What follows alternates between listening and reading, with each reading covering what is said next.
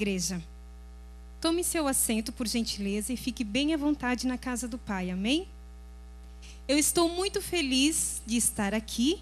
Que bom que eu vim e que bom que vocês vieram. E eu tenho certeza que o Senhor tem uma palavra ao nosso coração mais essa noite, amém? Por isso, eu sei que seu coração já está aberto, mas escancare ele mais um pouquinho, amém? O tema proposto pela liderança é um tema bem atual e relevante para os nossos tempos. Nós temos visto alguns boom, né? O boom do pensar ecologicamente correto. Pegue isso e transforme naquilo. Pegue aquilo outro e não rejeite. Transforme nisso aqui. Aí nós vamos recebendo bastante informações nesse sentido. E esse é um lado positivo. Nem tudo na nossa era é tão ruim assim, né? Tem coisas boas no nosso tempo e no nosso século. Outras coisas meio estranhas, do tipo: se a menina interiorana catarinense não está dentro dos padrões da ditadura da beleza, leve lá no Transformação da Xuxa e ela vai ficar igualzinha à ditadura da beleza. É uma maneira de transformar, ok? Mas eu creio que a proposta não tem esse sentido, certo? Eu creio que quando eles pensaram no casulo, pensaram na lagarta que está dentro do casulo e que vai ser transformada em uma borboleta. Logo, isso é algo de dentro para fora. Não pode ser uma transformação de fora para dentro. A lagarta está dentro do casulo. E a lagarta vai chegar um momento em que ela vai se transformar em borboleta, ok?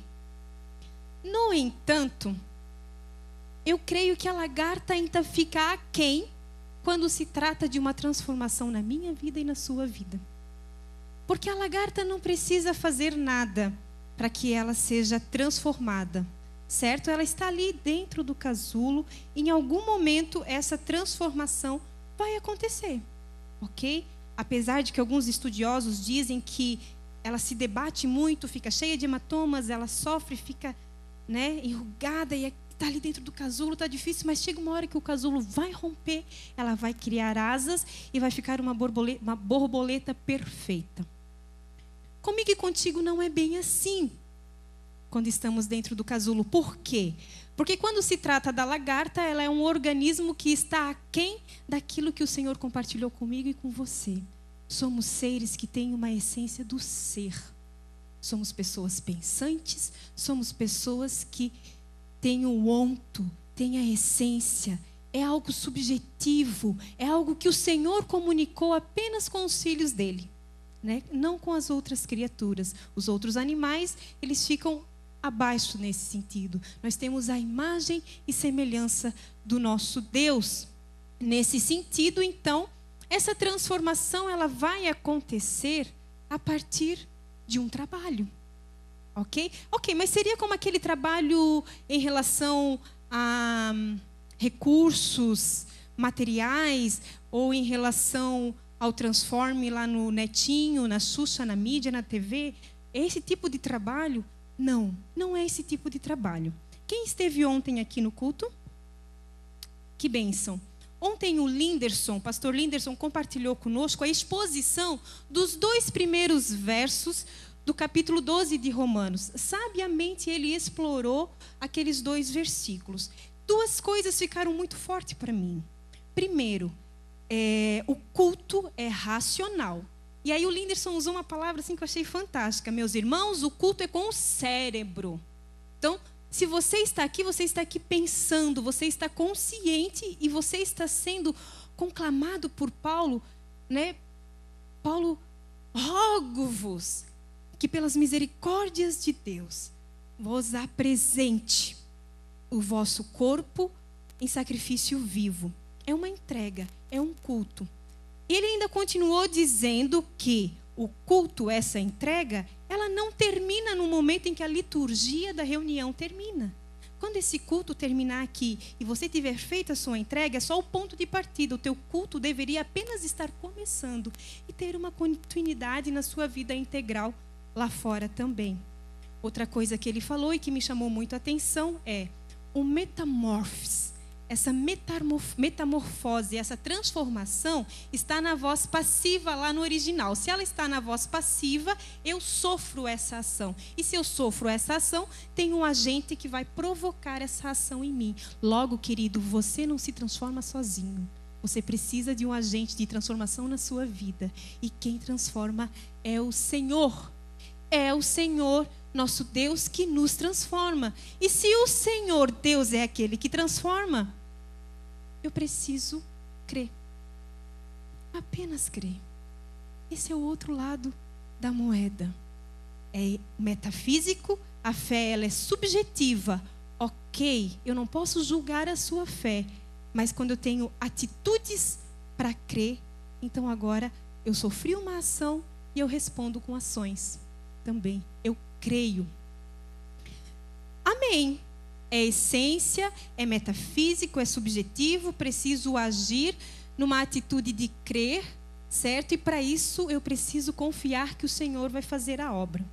Mas para que eu creia, eu preciso inevitavelmente ter um encontro com Deus. Você pode ter 100, 80, 31 anos de Assembleia de Deus, mas você precisa em algum momento na sua caminhada ter um encontro com Deus. Só a partir do momento que eu tenho um encontro com Deus, eu passo então a crer. E é quando eu crer que o Senhor vai transformar a minha vida, porque agora eu faço uma entrega. Eu confio, eu creio que Ele pode me transformar. Nós não vamos trabalhar Romanos 12, 2. Me perdoe para quem não veio ontem, né? Mas ele já foi muito bem trabalhado. E eu quero convidar você a abrir a Bíblia no Evangelho de João. Queridos, eu quero compartilhar aqui com vocês a transformação como fruto do ato de crer. A transformação como um fruto do ato de crer. Amém? Abra a sua Bíblia no Evangelho de João. João nos apresenta 2 clássicos encontros com Jesus. Certo? Um desses encontros, a pessoa encontrou com Jesus, mas não creu. E continuou na escuridão do seu coração. Uma outra pessoa encontrou com Jesus, mas ela creu. E aí ela experimentou qual foi a boa, perfeita e agradável vontade de Deus. Amém? João capítulo 3, a partir do verso 1. João, Evangelho de João, capítulo 3, a partir do verso 1.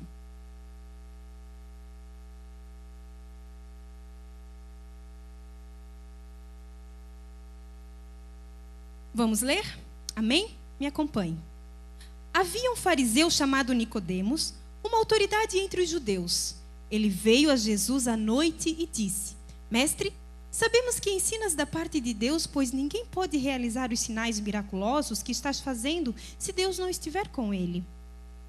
Em resposta, Jesus declarou: Digo-lhe a verdade. Ninguém pode ver o reino de Deus se não nascer de novo. Perguntou Nicodemos: como alguém pode nascer sendo velho? É claro que não pode entrar pela segunda vez no ventre de sua mãe e renascer. Respondeu Jesus: Digo-lhe a verdade. Ninguém pode entrar no reino de Deus se não nascer da água do Espírito. E o que nasce da carne é carne, mas o que nasce do Espírito é Espírito. Não se surpreenda pelo fato de eu ter dito: é necessário que vocês nasçam de novo. O vento sopra onde quer, você o escuta, mas não pode dizer de onde vem nem para onde vai. Assim acontece com todos os nascidos do Espírito. Perguntou Nicodemos: Como pode ser isso? Disse Jesus: Você é mestre em Israel e não entende essas coisas? Asseguro-lhe que nós falamos do que conhecemos e testemunhamos do que vimos, mas mesmo assim, vocês não aceitam o nosso testemunho. Eu lhes falei de coisas terrenas e vocês não crerão.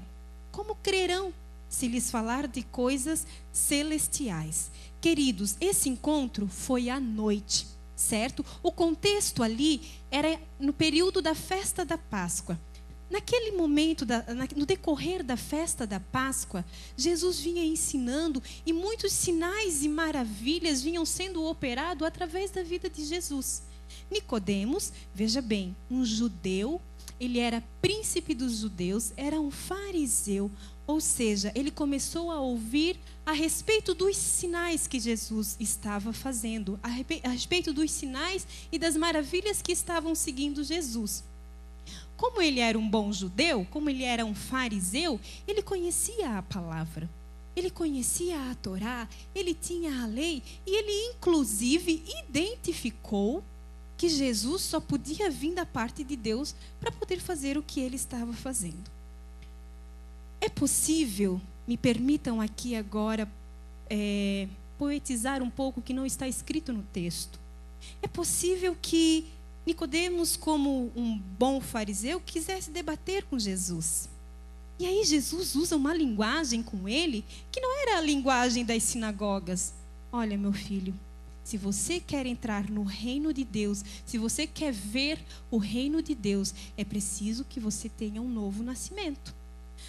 No final do capítulo 2, Jesus estava falando a respeito daquelas pessoas que se maravilharam com os sinais de Jesus. Mas ao mesmo tempo Jesus falou que João registra que Jesus não confiava neles. Por quê? Porque Jesus conhecia os homens e sabia do coração deles. E Jesus está ali, no meio daquela situação. Com Nicodemos não é diferente. Jesus conhecia o coração daquele homem. E aquele homem veio ao encontro de Jesus.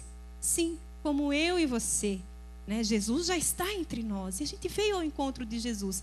E ele veio por meio de sinais e maravilhas. Ok? Mas ali era a oportunidade de ele encontrar o Senhor dos sinais. E não querer ficar apenas nos sinais. Ou seja, queridos, ele foi ao encontro de Jesus, sim. Encontrou com Jesus.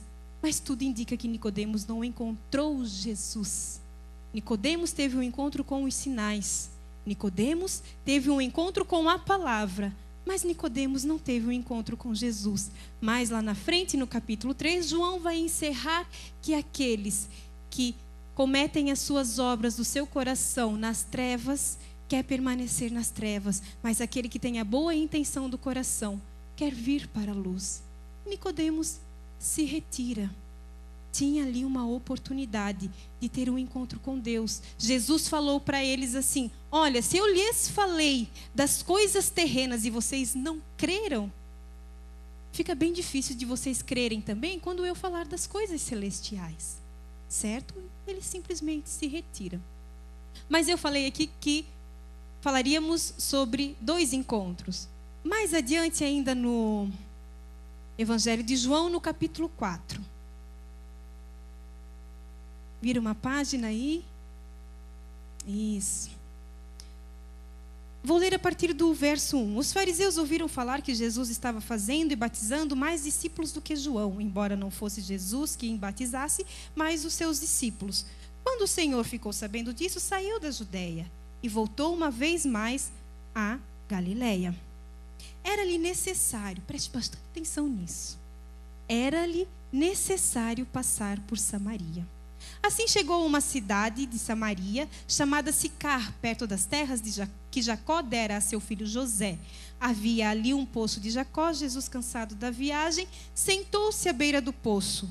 Isso se deu por volta do meio-dia. Diferente de Nicodemos, que foi à noite, né? Por volta do meio-dia.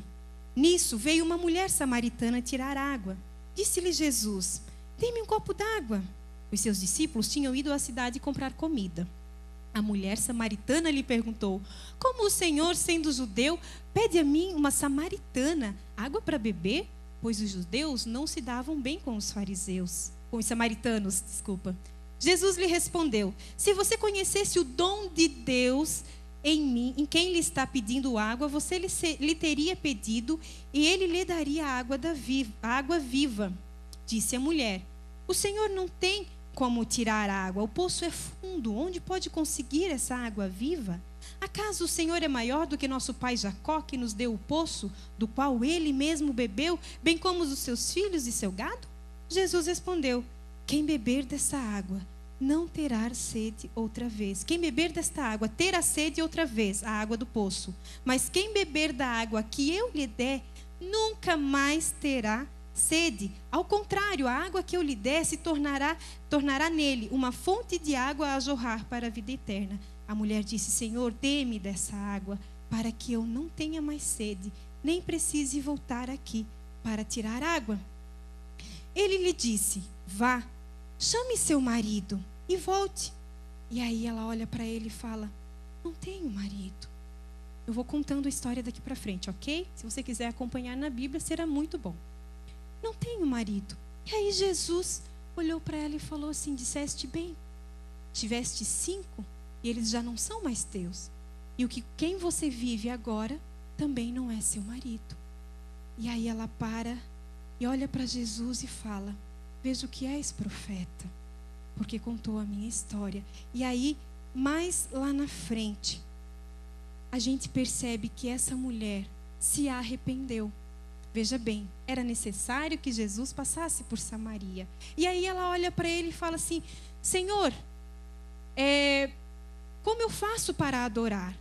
Quando ela pergunta como eu faço para adorar, ela está dizendo ela está dando ali muita informação.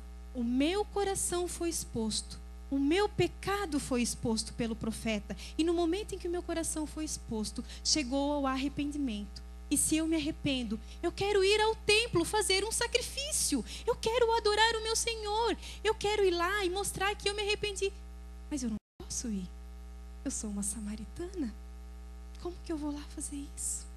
E aí Jesus olha para ela e fala que chegaria um tempo em que os verdadeiros adoradores adorariam ao Senhor em espírito e em verdade. E te digo mais, mulher, esse tempo já chegou, esse tempo é agora. E aí a mulher, imagino eu que meia constrangida, e fala: eu sei que o Messias está por vir. Eu sei que talvez o Cristo já esteja chegando. E aí Jesus olha para ela e fala: eu sou o Messias.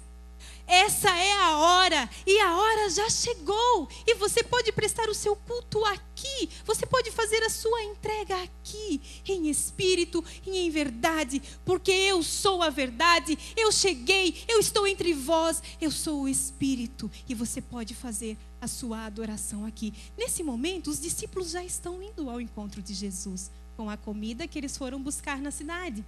E João diz que eles percebem aquela situação ali, não perguntam, não falam nada. E aí ela olha para Jesus, solta o cântaro ali na beira do poço e sai correndo anunciar Jesus naquela cidade. Glória a Deus. Veja bem, eu quero dessa água para beber. Se tu tens essa água, eu quero. Já tem sido tão desgastantes as minhas idas e vindas ao poço. Quero tanto dessa água e tenho uma sede que não é saciada. E eu fico tomando dessa água e eu tenho mais sede e eu fico tomando dessa água. Se essa água vai jorrar como fonte de água viva, eu troco o meu poço por essa água, que vai fluir do meu interior para a eternidade. E aí ela troca o poço por água viva. Ela creu e tanto creu que largou o cântaro já não importava mais agora. E foi para a cidade falar daquele Jesus que ela tinha encontrado. Venham, aquele que chegou, pode ser que seja o Messias. Ele está aqui em Samaria, venham comigo. E os discípulos, preocupados, com Jesus, foi buscar comida para comer, eles estavam cansados da viagem. E Jesus fala: não, eu não quero comer. Eu preciso completar a obra que o meu pai começou. A única fome dele naquela hora era o momento em que aquela mulher chegaria com o povo e eles se assentariam e eles ouviriam da verdade em Jesus. Era o que importava naquela hora. Queridos, o que nós aprendemos aqui? Lá no verso 15, ela creu que Jesus tinha água da vida e pede para beber. Do 16 ao 19, Jesus fala sobre as coisas do coração dela. Jesus expõe o coração dela, que estava cheio de pecados. Veja bem, no capítulo 7, no capítulo 8 de João, está acontecendo a festa dos tabernáculos, das tendas, ok? E Jesus está ensinando, João fala que Jesus está ensinando naquela festa. E muitos se maravilhavam. Quem é este que ensina com tanta propriedade? Mais para frente, Jesus fala para eles: olha, se verdadeiramente vocês crerem em mim, vocês serão livres. Opa, peraí. Eu sou filho do pai Abraão, nunca fui escravo. Sempre fui livre. Aquele mesmo povo que estava tendo um encontro com o ensino, um encontro com a palavra proferida por Jesus. No primeiro momento em que Jesus compartilha algo que vai trazê-los para um real encontro, eles rejeitam. E aí Jesus fala para eles, tudo bem, existe um só pai de todos. Esse pai de todos, com ele eu vi o coração de vocês. Do pai Abraão, vocês ouviram falar sobre o que vocês acreditam hoje. E eu digo para vocês que no coração de vocês, vocês intentam me matar. Vocês são filhos do diabo. Porque não creram, porque não aceitaram. O próprio Jesus, o próprio Deus encarnado compartilhando a palavra. Encontro com o ensino, encontro com as tradições, não é encontro com Deus. Para eu ter um real encontro com Deus, pressupõe o crer. Eu preciso crer que Ele tem a água da vida, que eu preciso. Amém? Queridos, primeiro, então, o que nós podemos aprender com o encontro da mulher samaritana com Jesus? Olha que encontro improvável. Uma mulher e samaritana. Jesus era um homem e judeu. O diálogo era improvável. Mas aconteceu. Era necessário que Jesus passasse por Samaria. Era necessário que Jesus estivesse aqui hoje. Aquele que encontra com Deus e crer nele, arrepende-se dos seus pecados. Inevitavelmente, não tem como você se encontrar com o nosso Senhor Jesus, com a glória da presença de Deus, Ele expor o seu coração, como Ele fez com ela, e você não se arrepender dos seus pecados. Outro, aquele que encontra com Deus e crê nele, troca o seu poço por uma fonte de águas a jorrar do seu interior. Eu não sei qual é o seu poço, meu irmão. Eu preciso pensar muitas vezes e quase todos os dias, será que eu não estou indo lá no poço de Jacó para pegar mais um pouco? Não, eu não preciso mais daquela água. Aquela água não mata a minha sede. Qual é o seu poço? Ele tem poder. Creia, e Ele vai trocar o seu poço por água viva a jorrar no seu interior, para a eternidade. Glória a Deus. Outro, aquele que encontra com Deus e crê nele, não tem mais medo dos homens e anda conforme Jesus andou. Em João, ainda 14, dos versos 12 a 14, Jesus está falando: se verdadeiramente creres em mim, em meu nome, obras maiores que eu fiz farão. Eu lembro de uma situação no seminário, em um professor que foi compartilhar um trabalho social que eles estavam fazendo, e ele era um cara muito animado. E ele falou: olha, se você crê, você vai lá naquela piscina agora, no nome de Jesus, e você vai andar sobre as águas. Peraí, acho que tem algum equívoco nessa compreensão. Se eu andei sobre as águas, obra muito maior que essa vocês farão. O que é obra, queridos? Obra é botar a mão na massa e trabalhar. Ok? Jesus falou a uma mulher, certo? A mulher foi e falou a um povo. O alcance dela foi muito maior, porque ela creu. E quando a gente crê e recebe desse evangelho de restauração, eu quero compartilhar. Eu largo o cântaro ali na beira do poço e eu saio correndo anunciar na cidade que o Messias chegou. Veja bem, os discípulos tinham ido para a cidade comprar comida. E eles voltaram só com a comida. Os discípulos de Jesus. E voltaram apenas com a comida. A mulher não. Ela teve um encontro real ali. E ela largou o cântaro e ela correu anunciar. Quem tem um encontro com Deus e crê, não tem mais medo dos homens. Ela era uma mulher que possivelmente estava marginalizada ali no meio daquela comunidade. Já teve 5 homens e o que está com ela agora não é dela. Não quero saber. Eu encontrei o Messias e Ele me libertou do meu poço famigerado. E agora eu vou anunciar a água da vida. Não tem mais medo dos homens, não se preocupa com a reputação nesse sentido. E volta, então, com o povo para encontrar Jesus. Queridos, aquela mulher entendeu o que era adorar em espírito e em verdade. Voltando agora ao nosso tema, então. Se você está prestando um culto racional, se você está entregando a sua vida em adoração, foi porque você entendeu que Ele é o único que pode te transformar. Ele é o único que tem poder para te tirar do lugar em que você está. Aquela mulher entendeu e começou ali na vida dela um culto racional. Quando encontramos Jesus e cremos, o processo de transformação então começa nas nossas vidas. Lembram? Transformação como um ato de crer. Eu posso encontrar Jesus e ficar na escuridão. Eu posso me encontrar com Ele e nada acontecer, porque eu preciso crer. E se eu não crer, não vai acontecer, certo? Creia e deixe Jesus encontrar o seu coração. Deixe Jesus expor a você o seu coração mal cheiroso por causa do pecado. É a maior ação da graça que pode acontecer na minha e na sua vida. Meu pai essa semana caiu um tombo da escada lá em casa. E para ele tem sido muito frustrante porque ele é engenheiro da segurança do trabalho e ele foi negligente. Ele não reparou que a escada não estava travada. Do segundo degrau, a escada veio para cima do nariz dele. Está lá acamado, se recuperando do nariz, do tombo, né? E aí ele está meio frustrado com toda essa situação. Mas ele tem entendido que o Senhor tem separado um tempo para ele para encontrar a graça. Querido, não há nada que eu possa fazer que vai me salvar. Não há nada que você faça que vai te transformar. É o agir de Deus.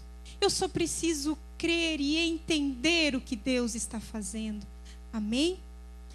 É assim, não importa onde você está. Talvez você esteja na sinagoga, dentro do templo, há anos. Não encontrou Jesus ainda. Talvez você esteja à beira do poço, indo todos os dias buscar água. Não importa. Talvez você esteja na escuridão. Ele é a luz que brilha como a luz do meio-dia. Não importa. Ele já foi entregue a nós como um ato de adoração. Entregue-se a Ele. Creia que Ele pode te tirar da beira do poço, te tirar do lugar de comodidade, te tirar da sua ilusória lucidez a respeito do que é uma vida com Deus, como era o caso de Nicodemos. Basta que você creia. Ele já se entregou por nós para concluirmos. Entregue-se a Ele como um culto racional, faça uma escolha e você vai experimentar a transformação. Dia após dia, porque é de glória em glória até chegar à perfeição. Deixa eu terminar com algo que talvez você não saiba sobre a borboleta. Depois que ela sai do casulo, que a lagarta vira borboleta, ela vai voar no máximo mais 24 horas. E ela vai sumir. Ela vai morrer. Ela não voa muito tempo. Até ser aquele dia perfeito, queridos. Nós vamos viver de transformação em transformação. E lembre-se, é de dentro para fora. É na essência. Deus quer transformar o meu e o teu coração. Você pode mudar a sua roupa, como já foi falado ontem. Você pode adquirir uma outra linguagem. Uhul, os sinais e maravilhas estão seguindo aquela igreja. A quinta-feira está bombando, o povo está prosperando. Vamos ver o que está acontecendo naquele lugar. E o povo vem e o povo fica animado. Jesus realmente está fazendo. Mas não fique por aí. Esse poço é muito superficial para matar a sua sede. Vai mais profundo. E creia que Ele pode transformar a minha e a sua vida a partir do nosso coração. Que o Senhor os abençoe e que essa semana você possa lembrar que se você está hoje em algum lugar que não é o melhor lugar para estar, o Senhor tem poder para te tirar de lá. E crendo, você vai experimentar qual é a boa, perfeita e agradável vontade de Deus. E a vontade de Deus é que eu me arrependa dos meus pecados e preste um culto em espírito e em verdade na presença dEle. E saia compartilhando esse evangelho para a glória do reino de Deus. Em nome de Jesus, eu entrego essas palavras e que Deus os abençoe e dê uma semana um pouco desconfortável. como aquela lagarta que está dentro do casulo, querendo romper e ser transformada. Amém.